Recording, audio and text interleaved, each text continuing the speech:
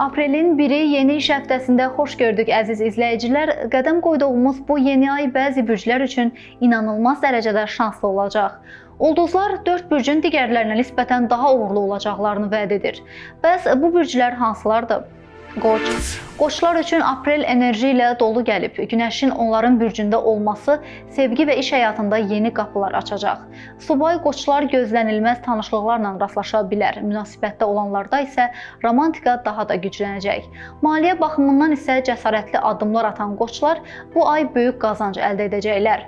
Buğalar aprel ayını həm eşq, həm də pul baxımından sabit və uğurlu keçirəcəklər.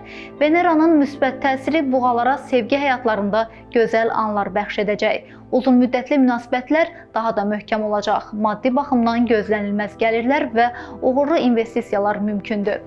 Dolçalar üçün aprel ayı sürprizlərlə bol olacaq. Onları maraqlı tanışlıqlar və yeni sevgi macəraları gözləyir.